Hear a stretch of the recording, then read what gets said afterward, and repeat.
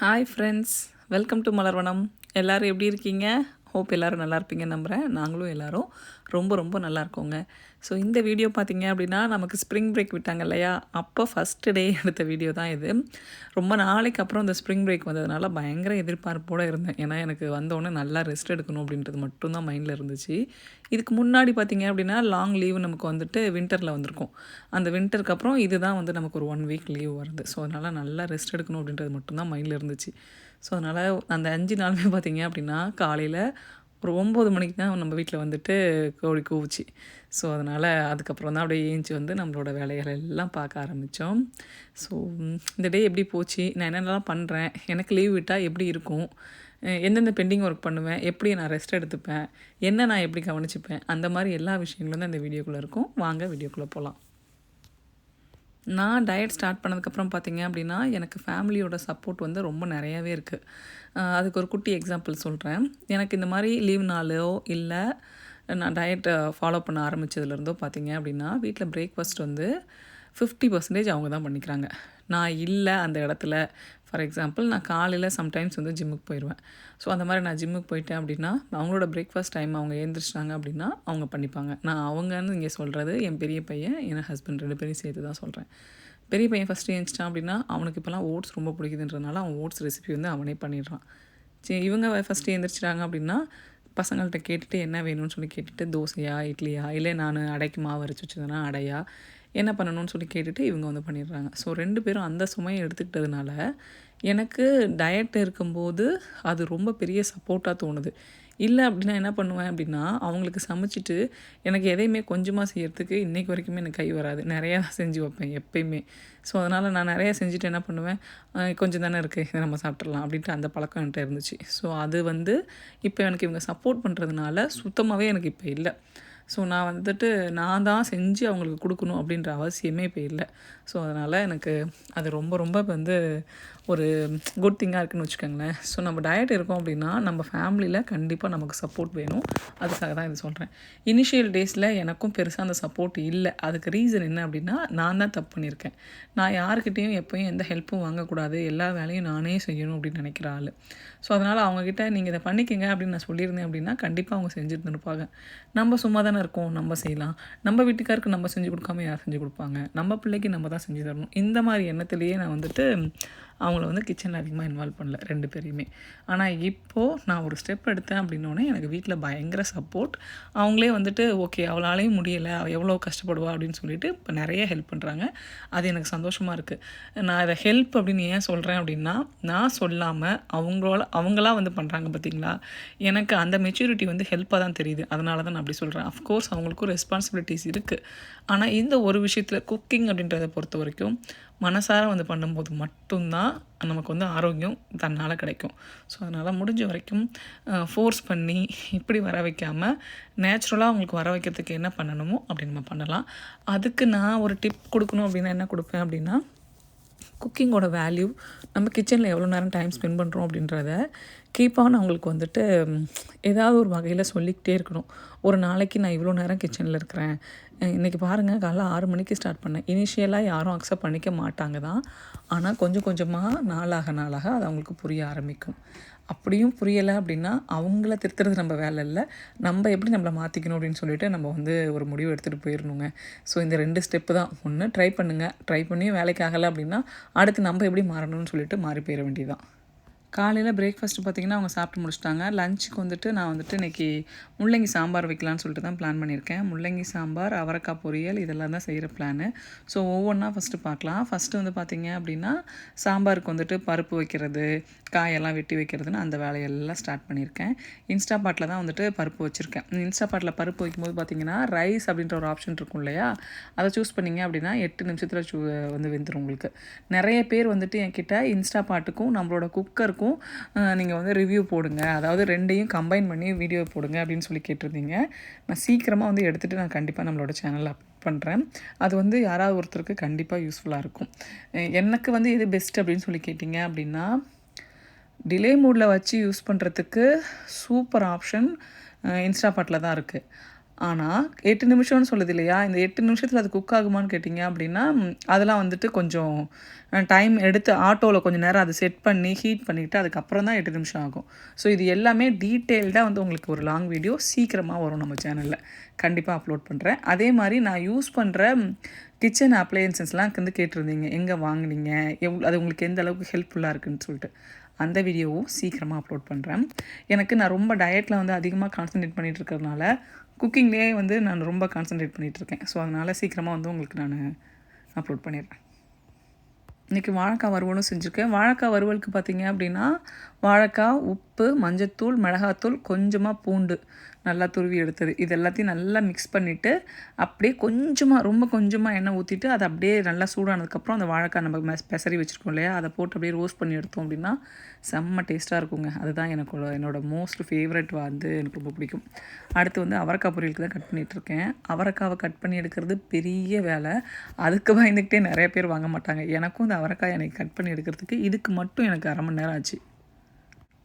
உங்கள் யாருக்காவது அவரைக்காய் கட் பண்ணுறதுக்கு ஏதாவது ஈஸி வழி இருந்துச்சுன்னா கண்டிப்பாக சொல்லுங்கள். அவரைக்காயும் பீன்ஸும் பார்த்தீங்க அப்படின்னா அதுக்கு பெருசாக எந்த சாப்பரும் இது வரைக்கும் இல்லைன்னு நினைக்கிறேன். ஏன்னா என்கிட்டையும் வந்து வெஜிடபிள் சாப்பர்லாம் இருக்குது, நான் ட்ரை பண்ணி பார்த்துருக்கேன். பட் பெருசாக எதுவும் ஒர்க் அவுட் ஆன மாதிரி எனக்கு தெரியல. உங்களுக்கு ஏதாவது பெஸ்ட் மெத்தடாக இருந்துச்சு அப்படின்னா எனக்கு கண்டிப்பாக கீழே கமெண்ட்ஸில் சொல்லுங்கள். இன்னொரு பக்கம் பார்த்தீங்க அப்படின்னா சாம்பார் சூப்பராக ரெடி ஆகிடுச்சா, வாழைக்காய் பொரியல் ரெடி ஆகிடுச்சா, இந்த பக்கம் அவரைக்காய் பொரியலும் ரெடி ஆகிடுச்சு. ஸோ நைட்டு டின்னருக்கும் பார்த்தீங்க அப்படின்னா இன்ஸ்டா பாட்லேயே வந்து ரெடி பண்ணிடுவேன். ஏதாவது மசாலா வந்து சப்பாத்திக்கு ரெடி பண்ணுற மாதிரி. ஸோ அதையும் வந்து சைடில் ரெடி பண்ணி வச்சுட்டு தான் அடுத்தடுத்த வேலை செஞ்சிட்ருக்கேன். ஸோ இன்றைக்கி வந்து பார்த்திங்க அப்படின்னா தால் தான் அந்த சப்பாத்திக்கு ரெடி பண்ணியிருக்கேன். ஸோ அதுவும் ரெடியாக இருக்குது. எங்கள் வீட்டில் மோஸ்ட் ஃபேவரட் பார்த்திங்க அப்படின்னா தால் தான். ஏன்னா அது வந்து சப்பாத்தி வந்து சூடு, பாயத்தம்பருப்பில் வைக்கிற தால் வந்துட்டு நமக்கு வந்து ஹீட்டை கம்மி பண்ணும். ஸோ அதனால் அந்த காம்பினேஷன் எங்கள் வீட்டில் ரொம்ப பிடிக்கும். ப்ளஸ் டேஸ்ட்டுமே ரொம்ப நல்லாயிருக்கும். ஆனால் வந்து காரம் வந்து கொஞ்சம் கம்மியாக போடணும். ஏன்னா இந்த வீடியோ எடுக்கும்போதெல்லாம் பார்த்திங்க அப்படின்னா கவன்குட்டிக்கு உடம்பு முடியலை. ஸோ அதனால் காரமே சுத்தமாக வீட்டில் சேர்த்துக்கல எதுலேயுமே. ரொம்ப ரொம்ப கம்மியாக தான் சேர்த்துக்கிட்டு இருந்தேன். அவனுக்கு கொஞ்சம் உடம்பு நல்லானதுக்கப்புறம் தான் காரம் சேர்த்துக்கணும் அப்படின்னு சொல்லிட்டு. நம்ம அந்த பாட்டிலுக்கு போயிட்டு வந்து சிக்கானான்னு சொன்னேன் இல்லையா, அது வந்து ரொம்ப வயிறெல்லாம் புண்ணாயிடுச்சு. வயிறு புண்ணாகி வாய் புண்ணாகி ரொம்ப கஷ்டப்பட்டான். ஸோ அதனால் அப்படியே தயிர், பால், வெறும் பருப்பு இந்த மாதிரி தான் கொஞ்சம் கொஞ்சமாக கொடுத்துட்ருக்கேன். இன்னும் ரசம் கூட வந்து நான் கொடுக்க ஆரம்பிக்கல. ஸோ அதனால் கொஞ்சம் காரம் கம்மியாக தான் எல்லாமே சேர்த்துட்ருக்கேன். நம்ம எந்த ஒரு விஷயம் பண்ணணுனாலும் சரி, நம்ம ஃபேமிலி சப்போர்ட் நமக்கு ரொம்ப ரொம்ப முக்கியங்க. ஃபேமிலி சப்போர்ட் இல்லை அப்படின்னா நம்ம எதையுமே வந்து செய்ய முடியாது. இந்த வீடியோ எடுத்ததுக்கும் இன்றைக்கி நான் வாய்ஸ் ஓவர் கொடுக்குறதுக்குமே நல்ல டிஃப்ரென்ஸ் தெரியுது எனக்கு. இந்த வீடியோ எடுத்தப்போ நான் வந்துட்டு எனக்கு ஞாபகம் இல்லை, மேபி ஒரு 83 கேஜி இல்லை 82 அந்த மாதிரி இருந்திருப்பேன்னு நினைக்கிறேன். எனக்கு கன்ஃபார்மாக தெரியல. இப்போ பார்த்தீங்க அப்படின்னா 79 இல்லை சம்டைம்ஸ் வந்து 80 அப்படி காட்டுது. ஸோ அந்த வெயிட்டில் இருக்கேன் நான். ஸோ ஃபேமிலி சப்போர்ட் இல்லை அப்படின்னா எனக்கு இந்தளவுக்கு வெயிட் ரெடியூஸ் ஆகிருக்காது. அதுதான் 100க்கு 100 உண்மை. ஏன்னா நான் வந்து ஜிம்முக்கு போகிறதா இருக்கட்டும், நீ வேலையை பாரு, நீ ஒரு முடிவு எடுத்திருக்க, அதை நீ வந்து கரெக்டாக இது பண்ணு அப்படின்னு சொல்லிட்டு எனக்கு மொத்த ஃபேமிலியுமே ஒரு நாள் நான் ஜிம்முக்கு போகலன்னா கூட என் சின்ன பையன் வந்து கேட்பான், ஏம்மா இன்றைக்கி போகல அப்படின்னு சொல்லிட்டு. ஸோ நான் இல்லைப்பா இன்றைக்கி அம்மா வந்து நல்லா நடந்துட்டேன், ஸ்கூல்லேயே நடந்துட்டேன். என்னோடய ஸ்கூல்லேயும் பார்த்திங்க அப்படின்னா என்னோடய லஞ்ச் டைமுக்கு அப்புறம் நான் வந்து எனக்கு ஒரு 1/2 அன் ஹவர் பிரேக் கிடைக்கும். அந்த பிரேக் டைம்லேயும் போய்ட்டு நான் நடப்பேன். அப்போ நடக்கிறது பார்த்திங்க அப்படின்னா கிட்டத்தட்ட ஒரு 4000 ஸ்டெப்ஸ் இல்லைனா 5000 ஸ்டெப்ஸ் கவர் ஆகிடும்.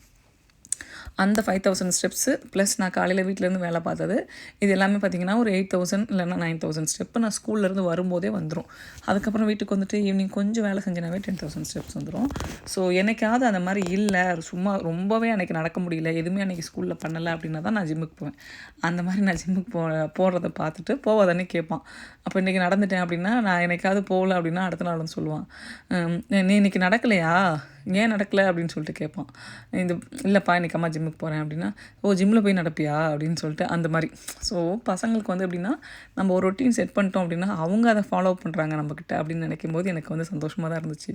ஓகே அப்படின்னு சொல்லிட்டு நம்மளை வந்து கவனிக்கிறாங்க வீட்டில் அப்படின்னு சொல்லிட்டு. இன்றைக்கி இருக்க பெரும்பாலான வீடுகளில் இதுதான் பிரச்சனை. நம்ம மேலே வந்து யாரும் அக்கறை காட்டுறதில்லை, நம்மளை யாரும் கவனிக்கிறதில்லை நம்ம மட்டும் நினைக்கிறோம். ஆனால் பசங்க நம்மளை பார்த்துக்கிட்டே தான் இருக்காங்க, நம்ம என்ன பண்ணுறோம் ஏது பண்ணுறோம் அப்படின்னு சொல்லிட்டு. பேச டைம் இல்லாமல் இருக்கலாமே தவிர கவனிக்காமலாம் யாரும் இல்லை அப்படின்றது எனக்கு அப்பப்போ இந்த மாதிரி இன்சிடெண்ட்டில் புரிய வரும். ஏன் எப்படி என்னன்னுலாம் தெரியாது. எனக்கு சமைச்சு முடிச்ச உடனே அந்த இடத்த கையோட துடைச்சிரணுங்க. அதுக்கு தனியா ஒரு நேரம் ஒதுக்கி துடைக்கிறது எனக்கு சுத்தமா பிடிக்காது. அதனால இன்னைக்கு இப்படி சமைக்கும்போது கடுகு கிடுகுலாம் தெரிச்சிருந்துச்சு. அது எல்லாத்தையுமே கையோட துடைச்சிருவோம். இந்த ஜாடி எல்லாமே பார்த்தீங்க அப்படின்னா, துடைச்சி வச்சு ஒரு வாரத்துக்கு மேலே ஆயிடுச்சு. ஸோ அதனால் அதையும் கையோட துடைச்சிருவோன்ட்டு ஒன்று ஒன்றாவே துடைக்க ஆரம்பிச்சிட்டேன். அது ஒரு 10 நிமிஷம் இல்லைன்னா மேக்ஸிமம் போனால் 15 நிமிஷம் வேலை தான். அந்த அடுப்பு துடைக்கிறது, மேலே இருக்கிறதெல்லாம் க்ளீன் பண்ணுறதெல்லாம். அந்த ஒரு 15 நிமிஷத்துக்கு சோம்பேறித்தனப்பட்டுக்கிட்டு அந்த வேலையை செய்யாமல் விட்றதுனால தான் அப்பப்போ வந்துட்டு நம்ம மனசுலையும் பார்த்தீங்க அப்படின்னா, இந்த வேலை இருக்குது, அந்த வேலை இருக்குதுன்னு சொல்லி அந்த ஸ்டாக் வந்து இருந்துகிட்டே இருக்கும். அதனால் முடிஞ்ச வரைக்கும் அப்பப்போ அந்த வேலையை செஞ்சுட்டோம் அப்படின்னா, நமக்கு வந்துட்டு மைண்ட் வந்து ரிலாக்ஸ்டாக இருக்குங்க. இன்னுமே நிறைய பேர் இந்த பாக்ஸ் எங்கே வாங்குனீங்க, எங்கே வாங்குனீங்கன்னு கேட்குறீங்க. இது வந்து முன்னாடி வால்மார்ட்டில் அவைலபிளாக இருந்துச்சு. ஏன்னா இப்போ ஸ்டாக் இருக்கான்னு எனக்கு தெரியல. ஆனால் வால்மார்ட்டில் தான் நான் வாங்கினேன். நான் ஃபஸ்ட்டு வாங்கும்போது பார்த்தீங்க அப்படின்னா $12 சம்திங். அதுக்கப்புறம் வாங்கும்போது பார்த்தீங்க அப்படின்னா $20 இருந்துச்சு. இப்போ ஸ்டாக்கே இல்லை அப்படின்னு சொல்லி நினைக்கிறேன். இருந்துச்சு அப்படின்னா யாருக்காவது தெரியும் இருக்குது அப்படின்னா கண்டிப்பாக எனக்கு இந்த வீடியோ கீழே கமெண்ட்ஸில் லிங்க் கொடுங்க. நம்ம வந்து கேட்குறவங்களுக்கு நான் கொடுக்குறேன். நான் ட்ரை பண்ணி பார்த்தேன், எனக்கு இருக்கிற மாதிரி தெரியல. ஸோ கொஞ்சம் க்ளீனிங் வேலை எல்லாத்தையும் முடிச்சுட்டு நம்ம சாப்பிட வந்தாச்சுங்க. நம்ம என்ன சமைச்சோமோ அதே தான். முள்ளங்கி சாம்பார், வாழைக்காய் பொரியல், அதுக்கப்புறமா நம்மளோட அவரைக்காய் பொரியல், கொஞ்சம் அப்பளம் நேற்று பொரிச்சது இருந்துச்சு, அதை மட்டும் லைட்டாக வச்சுக்கிட்டேன். நான் வந்து மோஸ்ட்லி டயட் சாப்பிட ட்ரை பண்ணுவேன். ஆனால் இந்த மாதிரி வீட்டில் எனக்காவது நிறைய வெஜிடபிள்ஸ்லாம் சமைக்கிறேன் அப்படின்னா, அன்னைக்கு இந்த வெஜிடபிள்ஸோட குவான்டிட்டியை கொஞ்சம் நிறையா வச்சு, ரைஸை கம்மியாக வச்சு இந்த மாதிரியும் நான் சாப்பிட்டுப்பேன். நோ சுகர் மட்டும்தான் கரெக்டாக ஸ்ட்ரிக்டாக ஃபாலோ பண்ணேன் 100 டேஸு. மீல் பிளான்லாம் பார்த்தீங்க அப்படின்னா, பெரும்பாலும் வாரத்தில் 5 நாள் பிளான் பண்ணுவேன். 2 நாள் வந்துட்டு ஏதாவது ஒரு ரீசனில் அது வந்துட்டு ஒன்று வெளில போகிற மாதிரி ஏதாவது ஒரு ரீசனில் அதை ஃபாலோ பண்ண முடியாமல் போயிடும். ஆனால் நோ சுகர் தான். எது எப்படி என்ன சாப்பாடு மாற்றி சாப்பிட்டாலும் சரி, நோ சுகர் மட்டும் ஸ்ட்ரிக்டாக ஃபாலோ பண்ணேன். ஸோ அதனால் அதில் எந்த மாற்றமும் இல்லை. சாப்பிட்டெல்லாம் முடிச்சுட்டு திரும்பி அடுப்பு துடைக்க வந்தாச்சு. அடுப்பு வந்துட்டு நைட்டு டின்னருக்கு அப்புறம் துடைச்சிக்கலாம் அப்படின்னாங்க. இல்லை எனக்கு அதை இப்போயே செய்யணும், அப்போ தான் நான் போய் கொஞ்ச நேரம் ரெஸ்ட் எடுப்பேன்னு சொல்லிட்டு உடனே கையோடு துடைக்க வந்துட்டேன். அடுப்பு துடைக்கிற அந்த லிக்விடும் பார்த்தீங்க அப்படின்னா, அது லெமனும் பேக்கிங் சோடாவும் கலந்த தண்ணி தாங்க. நாங்கள் வந்து சோஃபா வாங்கின கடையில் அந்த தண்ணி எப்போ வேணாலும் போய் நம்ம ரீஃபில் பண்ணிக்கலாம். ஸோ அதுதான் அது. பெருசாக இதில் நுரை அந்த மாதிரிலாம் எதுவும் வராது. ஆனால் அழுக்கு வந்து நல்லா போயிடும். கொஞ்சம் ஊற வச்சுட்டு தேய்ச்சோம் அப்படின்னா சூப்பராக வந்து அழுக்கு போயிடும். அது மட்டும் எனக்கு நல்லாவே ஞாபகம் இருக்குது. நான் வந்து லைட்டாக இது மாதிரி ஸ்ப்ரே பண்ணிட்டு விட்டுருவேன். அதுக்கப்புறம் கொஞ்சம் நேரம் கழிச்சு தேய்ச்சி ஆரம்பிச்சுன்னா சரியாயிடும். நம்ம அந்தந்த வேலை சமைச்சிட்டு துடைச்சோம் அப்படின்னாவே அது கொஞ்சம் நீட்டாக தான் இருக்குது. மற்றபடி வந்து நம்ம டெய்லி வந்துட்டு அதை ஒரு மெனக்கெட்டு துடைக்கணும் அப்படின்ற ஒரு அவசியம் இல்லை. ஆயில் ஜாடியும் நிறைய பேர் கேட்டது எங்கே வாங்கினீங்கன்னு சொல்லிட்டு, இது வந்து நான் ஐக்கியாவில் வாங்கினேன். இப்போ இது ஸ்டாக் இல்லை. இந்த மாடல் வந்துட்டு வேறு ஒரு மாடல் தான் வச்சுருக்காங்க. அது எந்த அளவுக்கு நல்லா இருக்குது அப்படின்னு எனக்கு தெரியல.